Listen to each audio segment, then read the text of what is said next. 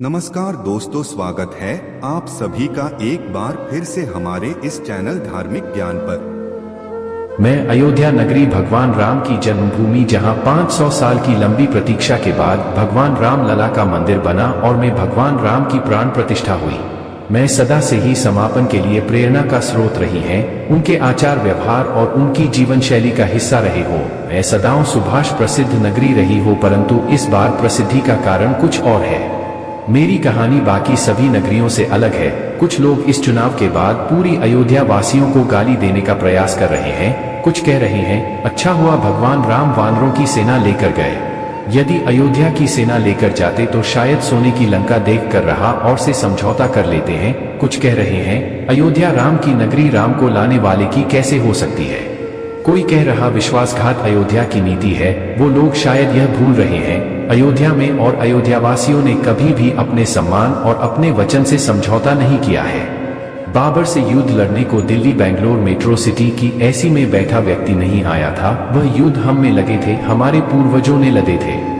प्रलोभन तो बाबर ने भी दिया था, औरंगजेब ने भी दिया था कि बन जाओ मुसलमान और बालो मुक्ति जजिया से और ले लो राजनीतिक फायदा, पर हमले से स्वीकार नहीं किया है। कुछ लोगों ने स्वीकार किया, वो उनकी नियति थी। और 500 साल तक लड़ते रहे, हम मरते रहे श्री राम के लिए, अपनी आस्था के लिए, अपने सम्मान के लिए। कभी भी युद्ध जब दो सेनाओं के बीच में लगा जाता है तो सबसे ज्यादा नुकसान उस जगह का होता है जिस जगह पर युद्ध लड़ा जाता है, और अयोध्या में अनेकों युद्ध लड़े हैं। इस बार के लक्ष्य में वोट नहीं दिया तो लालची, एहसान फरामोश, विश्वासघाती में जाने क्या का आरोप लगाया जा रहा है। वह तुच्छ बुद्धि के लोग, उनसे जवाब देना भी मैं सही नहीं समझते हो। 500 साल तक से लड़ाई चली है, उसमें कोर्ट की लड़ाई मात्र 30 साल की है और लोकतंत्र भी मात्र 75 साल पुराना है। उससे पहले की लड़ाई लड़ रहा था। पिछली दो योजनाओं में वोट किसे दिया और कौन जीता, तब राम मंदिर बना दिया था। भय बात सभी से नहीं, बस उन्हें सिखा रहा है जो अयोध्या को और उसके निवासियों को बुरा भला कह रहा है। अयोध्या में भाजपा कैंडिडेट को 4,99,722 लगभग 5 लाख वोट मिले। वोट कहां से मिले, या खुद उन्होंने 5 लाख बार वोट दे दिया। सीधी सी बात की वोट जनता ने दिया है। अयोध्या की जनता ने, लोग समझ नहीं पा रही। कांग्रेस सपा बसपा का बहुत सारा वोट भारत से पाखंड पेट को मिल गया, सारे इकट्ठे होकर एक जगह पड़े, और यही मुख्य कारण है। और दूसरा कारण मैं बताऊंगा, और किस प्रकार इस सबक सिखाना जरूरी था यह भी बताऊंगा। किस चीज की अनदेखी हुई और किस चीज को नजरअंदाज किया गया वो भी बताऊंगा। जब बीजेपी कैंडिडेट आ रहे हैं, वो साहब संविधान खत्म करने की बातें कर रहे थे। बाकायदा का वीडियो हर जिले में घूम रहा था, और इस अफवाह ने कई जिलों में पेट्रोल का काम कर दिया। इन्हीं कारण कई सीधे विचलित दलित वोट लामबंद हो गया और दरगाह के आरक्षण को खत्म हो जाएगा। काश योगी जी की बात मानेगी होती और व्यक्तिगत ऋण मिलता से राम मंदिर पर या अयोध्या जी पर कोई फर्क नहीं पड़ने वाला है कि 5 साल तक लल्लू सिंह जी भी जमीनी स्तर पर कहीं नहीं दिखे थे, और ये सपा के प्रत्याशी में कहीं नहीं दिखने वाले हैं। मेरा इतिहास अलग है, मेरा अतीत डरावना है और प्रेरक भी है। यहाँ राजमुकुट पहनना आसान नहीं है, क्योंकि जिसमें भी नगरी पर राज्य किया है उसको भारी कीमत चुकानी पड़ती है। जन जन के साथ संवाद स्थापित करना पड़ता है, ईमानदारी से लोगों की बातें सुननी पड़ती है, उस पर विचार करना पड़ता है। उनकी समस्याओं को अनदेखा करके आप सिंहासन का रास्ता तय नहीं कर सकते। आप ज्यादा अच्छे तो से ज्यादा उम्मीद भी की जाएगी, इसलिए आपको मेहनत ज्यादा करनी पड़ती है। राजा दशरथ सिंहासन पर बैठकर एक अपराध कर चुके थे, जिसका परिणाम उन्हें भी भुगतना पड़ा। उसने अपनी धनुर्विद्या के घमंड में कैसा शब्द भेदी बाण चलाया, जो सरयू नदी के जल से अपना लोटा भर रहे श्रवण कुमार को जा लगा। जैसे महाराज दशरथ ने जल पीते हुए मृग की आवाज समझा और बाण छोड़ दिया, परंतु पान तो वहीं पर जाकर लगा जहां से ध्वनि आ रही थी, क्योंकि पान का काम तो लक्ष्य को साधना था, यह निर्णय करना नहीं था कि उम्र घेरा कोई मनुष्य। यह निर्णय तो उसी को करना होता है जिसके हाथ में धनुष बाण। परंतु अब किया क्या जो सकता था। जाते हैं, मुख से निकले शब्द और ढंग से निकले बावन कभी वापस नहीं आ सकते हैं। राजा दशरथ को अपनी गलती का एहसास हो चुका था और वो किसी भी तरह से श्रवण का अहित नहीं करना चाहते थे, परंतु अहित तो हो चुका था, चाहे आपने चाहा हो या न रहा हो। और जो हो चुका है उसका पश्चाताप किया जा सकता है। यदि प्रायश्चित के योग्य है तो प्रायश्चित भी किया जा सकता है, परंतु से बदला तुम ही जा सकता।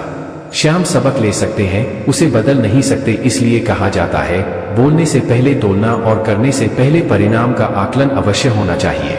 श्रवण कुमार ने तो राजा को समझ कर दिया था, परंतु उस माँ बाप को कौन समझाता कि उनका पुत्र गलती से मारा गया, लेकिन का पुत्र तो मारा जा चुका था।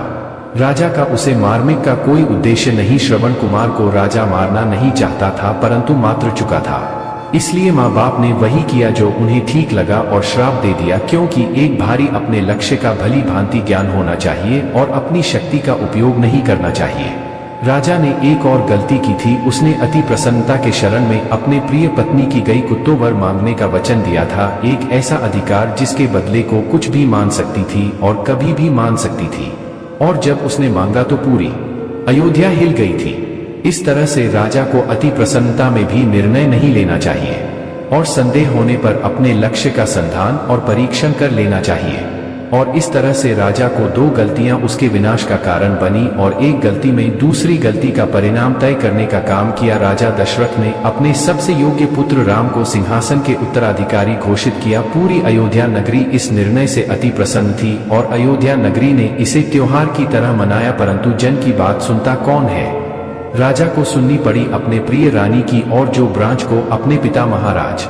अयोध्या क्या चाहती है, लोग क्या चाहते हैं, किसी ने जानने की कोशिश नहीं की और न ही जनता की इच्छा को। जब वनवास भगवान राम का की जनता ने दिया था, एक राजा अपने वचन और अपने कुल की लाज को बचाने के लिए अयोध्या और अयोध्या वासियों को बलि का बकरा बना देता है, एक सुयोग्य राजकुमार को वनवास में देता है। एक अच्छे राजा का कर्तव्य सिर्फ अच्छा राजकाज चलाना नहीं होता, राज्य को एक अच्छा उत्तराधिकारी भी देना होता है, तो जनता की बातें सुन सके और जनता के बीच संवाद स्थापित कर सके और राज्य के हर हिस्से की अलग अलग समस्या और समाधान होते हैं। वैसे ही अयोध्या को अभी के इलेक्शन में कक्षा जनप्रतिनिधि देना और से का दायित्व है, और अगर उसने उसको निभाने में आनाकानी करती है तो उस राजा को परिणाम भुगतना पड़ेगा। वृष राम मंदिर और राम सूर्यनगरी नहीं है, किसी भी नगर को नगर बनाते हैं, वहाँ के लोग, वहाँ के स्थानीय परिवार, वहाँ का व्यापारिक वर्ग बहाकर रहन सहन और तौर तरीके और को भव्य बनाने में उस ढांचे पर भी चोट आई है।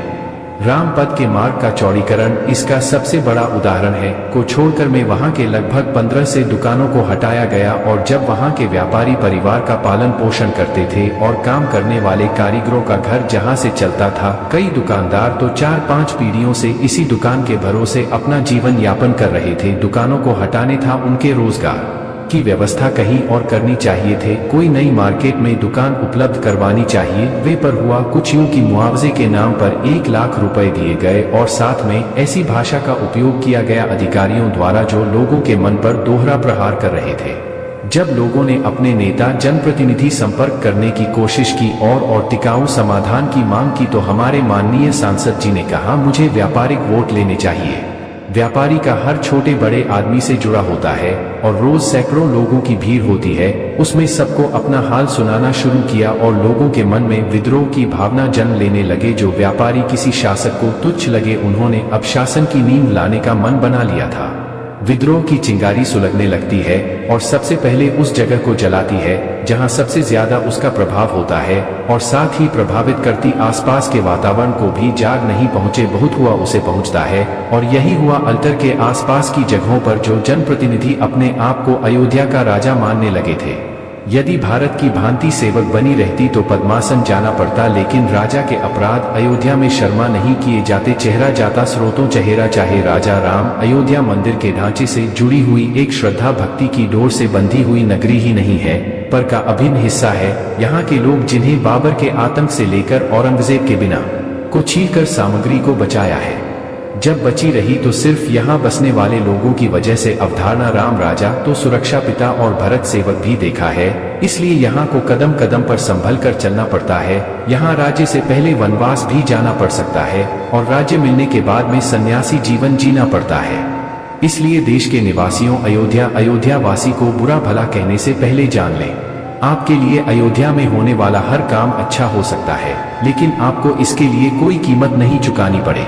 हमें पूरे देश से आने वाले टूरिस्ट से आमदनी होती है और आने वाले समय में हो सकता है ज्यादा, पर अभियंता के घाव कुछ ताजा थे और उन पर मरहम की जगह नमक को नहीं लगाया जा सकता था। कुछ सहानुभूति, कुछ सामान्य निर्णय और कुछ पाने की मिठास में कुछ आराम की अनुभूति अवश्य करवा सकती थी। श्री राम के लिए हमने जन्मों जन्मों से पीढ़ी दर पीढ़ी बलिदान दिया है, यह भी दे देते, लेकिन सम्मान के साथ हमें देश के प्रधानमंत्री से शिकायत होती तो कुछ भी तो योजनाओं में उन्हें वोट मिले, उनके राम मंदिर निर्माण और इसका शिलान्यास हमें उतना ही गौरव की अनुभूति कर पाता जितना देश के बाकी सोनामने को रहा। हम सबकी हराम पर सबका बराबर अधिकार है, जितना अयोध्या वासियों का उतना ही दुनिया के किसी भी कोने में रहने वाले सनातनी का। अपने आप को जगह नरेश समझने वाले एक जन सेवक को बस थोड़ा सा सबक सिखाना था।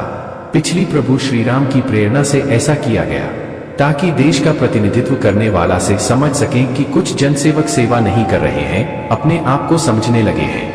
राजा दशरथ के पास अपनी गलती सुधारने का मौका नहीं था और उसके पास उसे सुधारना चाहिए और तक आशीर्वाद पाने के लिए ठोस कदम क्या पर कम और वाणी में मधुरता लाने के सम्मान की बात आती है तो अयोध्यावासी समुद्र को सुखाने का भी सामर्थ्य रखते हैं और समुद्र पर सेतु बनाने का संयम भी। अयोध्या में भाजपा के पूर्वोत्तर में भाजपा को वोट दिया, कम से कम उन्हें तो मत गाली दी, बाकी अयोध्या का पानी मत कीजिए, ये मत गाड़ी में पेट्रोल डलवाइए, लड्डू मत खरीदिए, फूल मालाएं मत खरीदिए, यह सब बचकानी हरकतें आपके विवेक पर निर्भर करती है। हमारे पीढ़ी दर पीढ़ी के बलिदान को आप एक चुनाव से खोलना चाहते हैं। आइए दर्शन कर यह घूमे फिरे भगवान राम की नगरी में आपका स्वागत है। यह स्पष्ट है कि भाजपा की कोर वोटर उसने पार्टी का प्रति निष्ठा बनाए रखी, लेकिन विपक्ष के वोटों को एकजुट होना और उम्मीदवार की विवादास्पद छवि हार का मुख्य कारण बना। इसलिए अयोध्यावासी को दोष देना उचित नहीं है। इसलिए अयोध्यावासी के योगदान को समझें, उन्हें गलत नामों से पुकारे। भाजपा के वोटरों ने पार्टी के प्रति निष्ठा साबित की है।